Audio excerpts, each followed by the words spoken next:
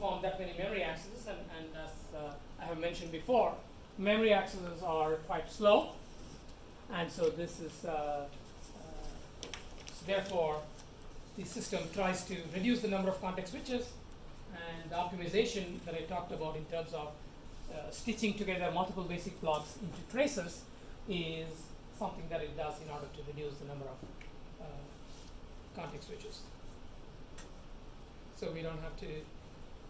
So when DynamoRio was developed, right? So so statically analyzing and transforming binaries, that was a topic that was investigated, many years before DynamoRio came about, right? Except that at that time, people were focused only on RISC architectures, where disassembly was quite an easy thing to do, and so people didn't think too much about the remaining problems. And secondly, they were all sort of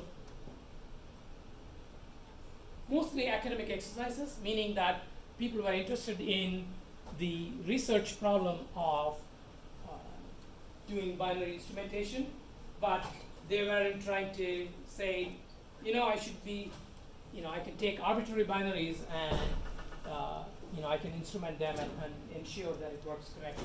Right? So they didn't really have a big emphasis on working correctly with complex software, right? Whereas when DynamoRio came out, their first goal was to make sure that it will work with any code that you can throw at it, right? So they wanted to make sure that it will be compatible with anything that you can throw at it. And so they identified many issues that make this kind of compatibility a problem, and then they came up with a solution for dealing with those problems. And this relates to what is broadly called as transparency. Okay, so transparent here means that the presence of instrumentation is invisible to the program that's being instrumented. Right? So transparency is a sort of a general term that is used in operating systems, and it has basically this meaning, right? So you make the mechanism transparent means that whether the mechanism is present or not somehow shouldn't affect the programs. Right? So for instance,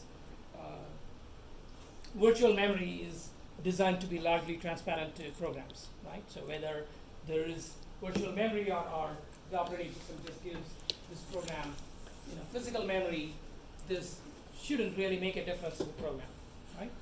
So the same way, they want to make sure that DynamoRio instrumented programs cannot even tell that they have been instrumented. Okay?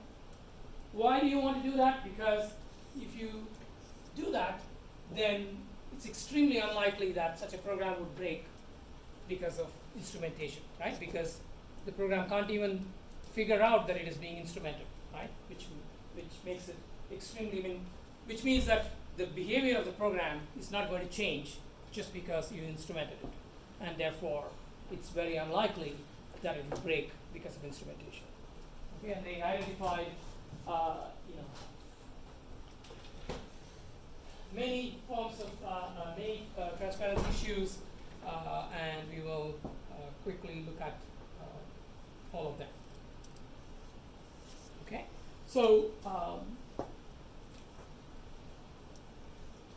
the library transparency relates to the fact that some functions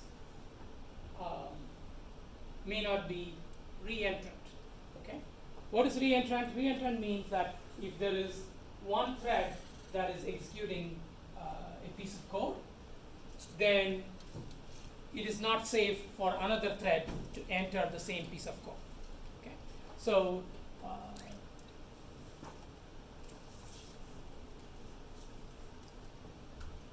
most code that is written in C and C++,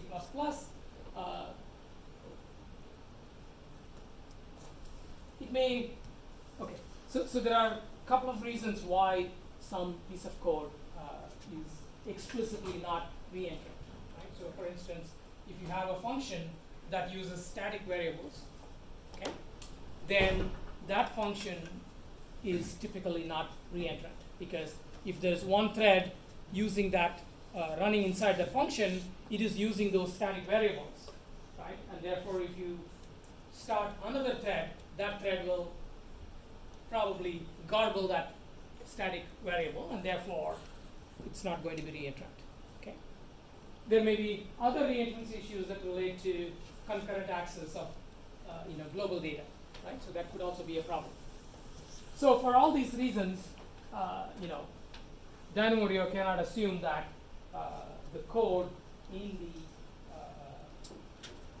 the application or in libraries used by the application, right? So you cannot assume that those pieces of code are re-entrant. So what it tries to do is,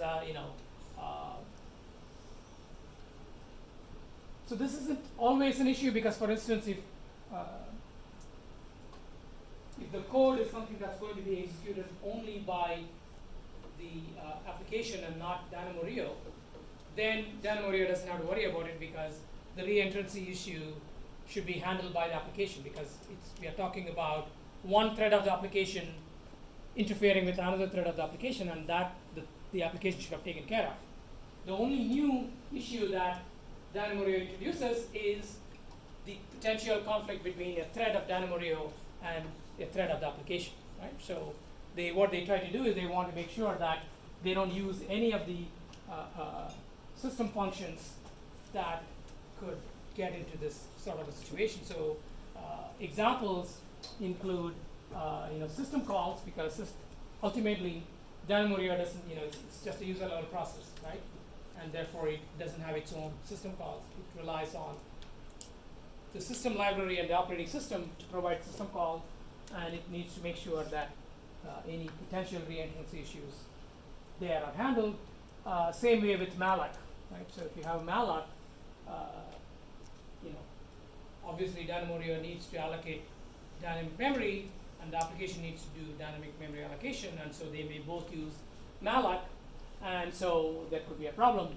And the way DynamoDB deals with it is essentially saying, okay, I'll do memory allocation myself. I won't rely on the system malloc. So that's what you basically have to do. You need to make sure that either you don't call any function, any piece of code that the application would use, so that way you are not going to interfere with the application, or if there is any piece of code that has to be used, try to make a copy for yourself, right? So re-implement it yourself, or have a copy for yourself. Does this have anything to do with the functions that are labeled as thread safe in the messages? Does that change anything here? So re-entrant library routines are generally called thread safe. Okay? But also thread safe usually means, okay, it doesn't create sort of global memory conflicts on its own. So, but DynamoDB doesn't want to think so much about the code. To DynamoDB, everything is a piece of, everything is a binary. It doesn't want to, know whether, something is a function or not, right? It just deals with a bunch of instructions, and so that's why you cannot rely on this type of information. It just has to make sure that, if there is any piece of code that uses and the application also uses, try to somehow, separate it. Okay. For system calls, what DynamoDB does is that it puts additional. So basically, the application is not allowed to make system calls by itself. Okay. So the application has to make system calls through DynamoDB, and therefore DynamoDB can manage any re-entrance issues that can arise there. So again, for the same reason, DynamoDB doesn't create its own thread. It always executes using whatever thread that the application is using. Okay, so again, going back to this picture. So when the application is executing, there is a thread of the application that is executing instructions in the code cache, and when something happens, such as reaching the end of a basic block, then it is that thread that will make a context switch to the DynamoDio context, and it is that thread which will be used to instrument the next basic block and put it in the code cache, and then that thread will then jump back here. So DynamoDio simply reuses the thread. That way the application is not going to get confused by additional threads that may be introduced into the process memory. Same way, DynamoDio doesn't want to touch the application stack, because once again, the application is executing. If you start, touching the stack, then you may mess things up, right? And the point is that you can't say, okay,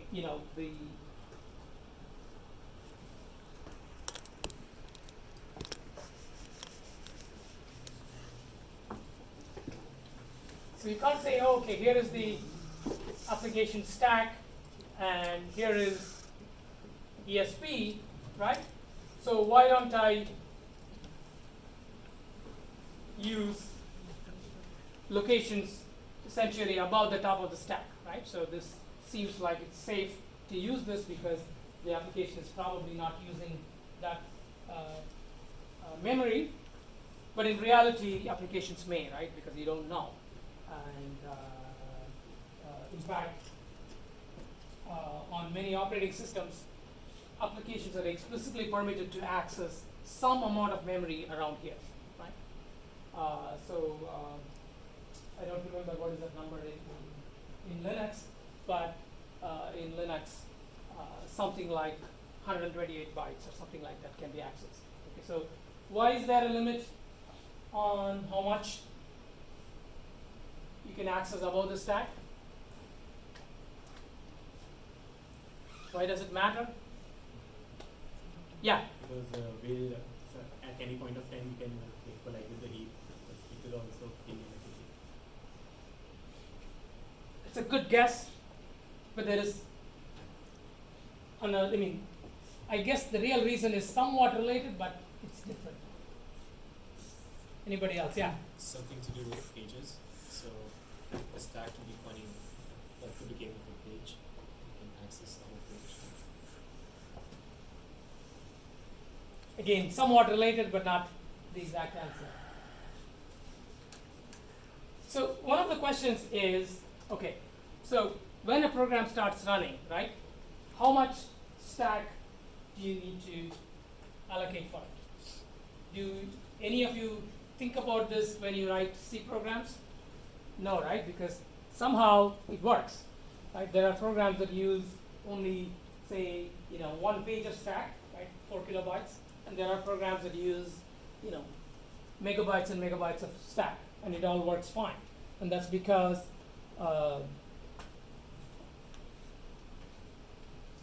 on Linux, for instance, what the operating system does is that it allocates 1 page for you, and if you go above that 1 page, then the program will have experience a memory fault. The control will go into the kernel. The kernel will see, okay, this is because the program is trying to access something that is just beyond the end of the allocated stack, and then it will allocate additional space, and then the program will start, resume execution. So the program doesn't know that it is causing these faults, and its stack is being expanded as a result. But this is going to be done only if the access is just above the stack top, right? Because if it is, a million bytes away from the top of the stack, that could be just a random memory fault, right? The kernel shouldn't try to expand the stack by a million bytes at that point, right? So in order for this on-demand allocation of the stack to work, the operating system tells you, okay, you can access, or the application binary interface, right? What we call as ABI, stipulates that you can access certain number of bytes past the top of the stack, but not too far beyond that.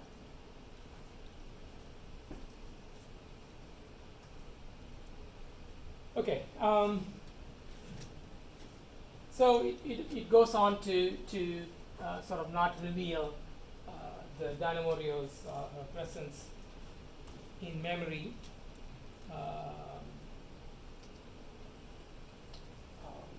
Okay, so this is a little bit more interesting and important because on Linux you can have exceptions. Sorry. So on Linux, operating system level exceptions are called signals, right? So when an exception needs to be delivered to the application, that takes place in the form of signals.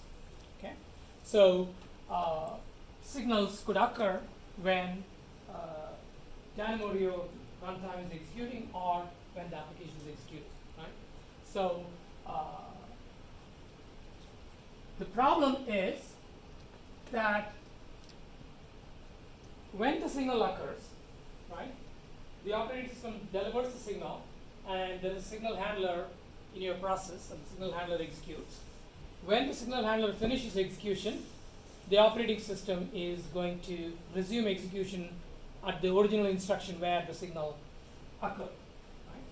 The problem is that this location is going to be somewhere within the code cache. Okay, and by the time the signal is delivered and the signal handling routine is run and so on, when it comes back, that original code block may no longer be in the code cache. Okay, so if the operating system restarts execution in the code cache, that is not safe. So what Dynamoreo has to do is it needs to make sure that it intercepts the signal handler, and before the signal handler returns, it has to make sure that the control will come back to Dynamoreo rather than going back to the code cache.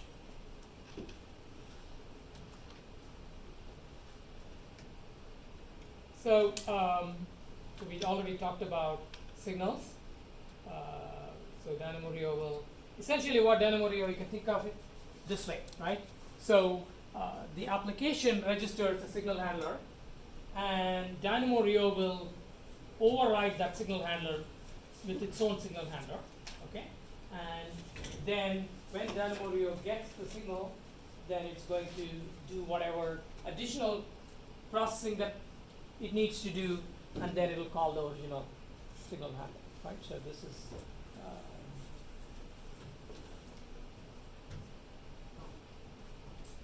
And when the Dynamoreo for performance reasons, it doesn't deliver the signals immediately. It tries to deliver signals when it's convenient. So, for instance, maybe when you reach the end of a basic block, that may be when it will allow the signal to be delivered.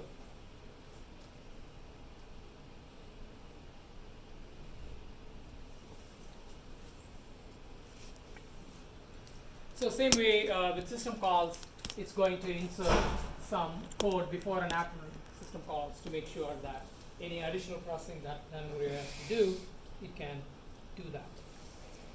Okay.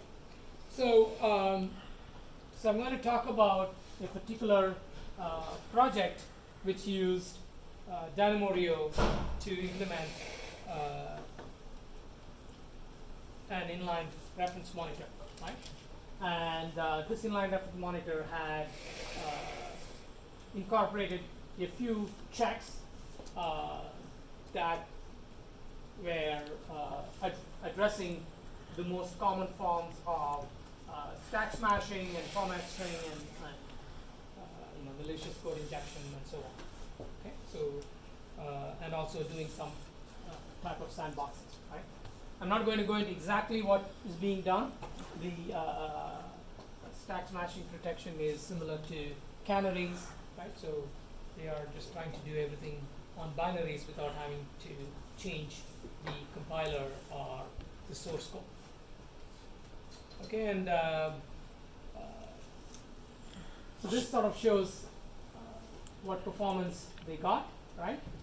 So this is normalized performance, so it's just 1.0, which means that is native execution. right? And then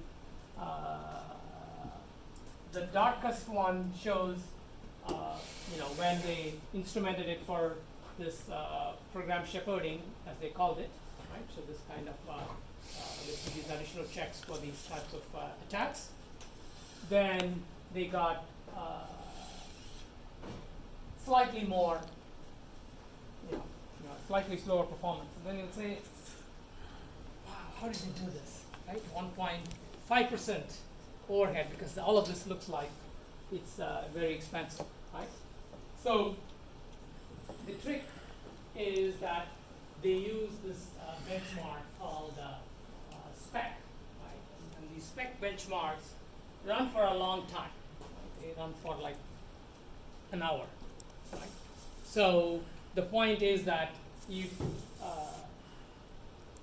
you set the cache size right, then what's going to happen is that you're going to instrument code once, and then you're going to execute this for an hour, right?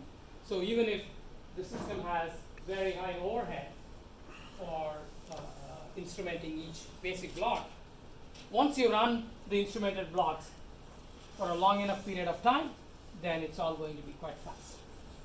Okay? So it turns out that if you apply it to say your browser, then you have to wait for a while for your browser to start up.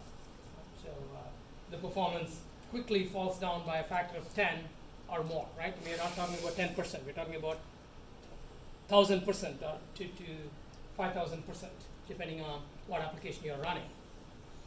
So what that says is that the performance you can obtain for long-running CPU-intensive applications can be quite different from what you get for some I/O-intensive or programs that are very large and don't have this small core that gets repeatedly executed. Yeah. On the previous slide, Yeah. it mentions that it was compiled with the -03 tag. Isn't that a bit unreliable? Because at that point, you start seeing degradation, like weird compiler issues. Well, so I think so. Minus O2 is normally the safe option, right? Minus O3 can sometimes degrade performance, but I think compilers have gotten somewhat better over the years, and I think there is less unpredictability about O3 these days than it used to be. So on GCC at least, the difference between the primary difference of O3 is how much function inlining it does, and presumably they have been improving their heuristics for deciding when to inline a function and when not to inline. And if they get that, as they improve those heuristics, then the unpredictability of O3 reduces. But I think basically what happens is that people, sometimes if you write a research paper and you say I used -O2 and I got this performance, the reviewer will say, I don't trust you. You should have used -O3, and then if I still see the performance,